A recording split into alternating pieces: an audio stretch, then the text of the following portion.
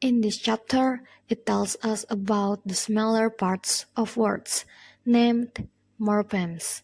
Morphemes are barely the smallest units of grammatical structure, but also the smallest meaningful units.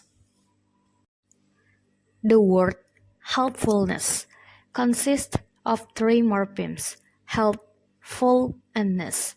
The morpheme help is the core, as it supplies the most concrete meaning and can stand alone as an utterance. But full and ness are bound morphemes, meaning they cannot stand alone.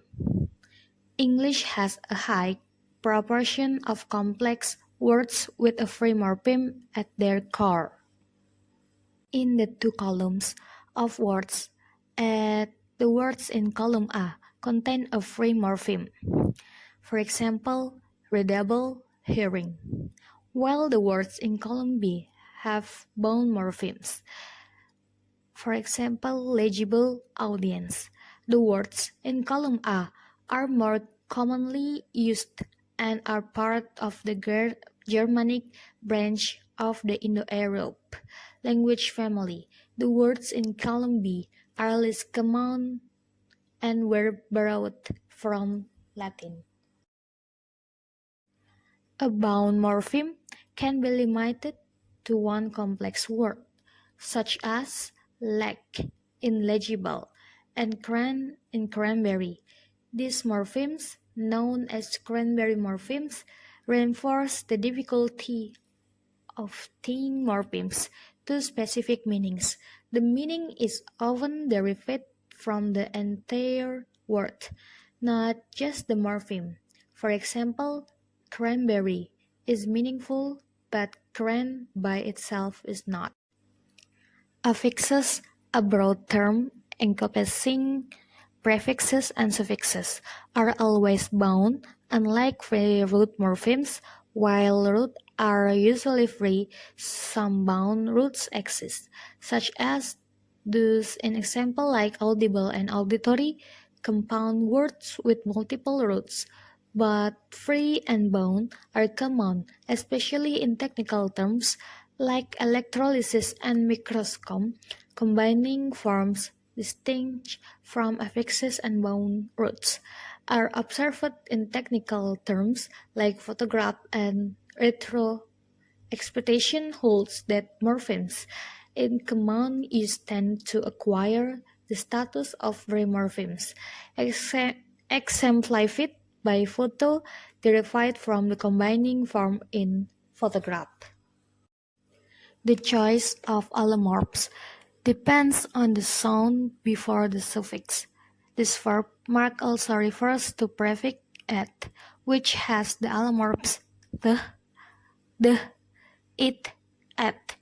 The distribution of these allomorphs is not due to lexical restriction, but to the unique allomorphisms of the morpheme.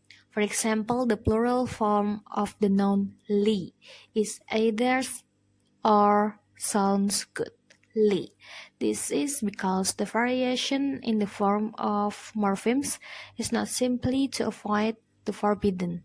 In English, nouns that end in unvoiced sounds f, s, or t, p in unvoiced, but change to voiced sounds in the plural.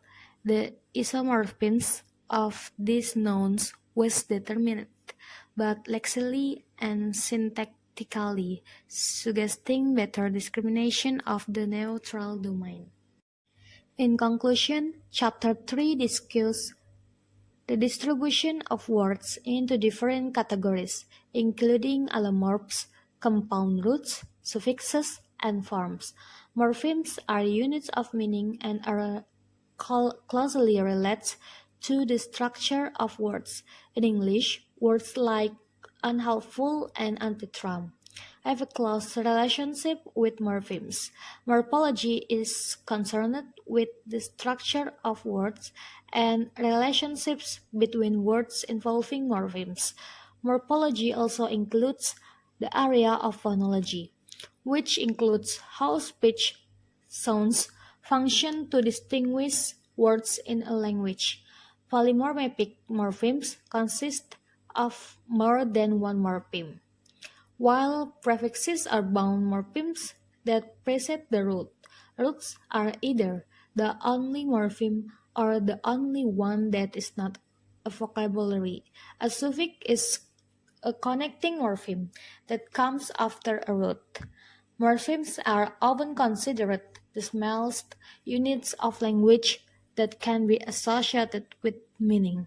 The chapter confirms that words 1b include all connected roots, and some of these roots can be considered related allomorphs of a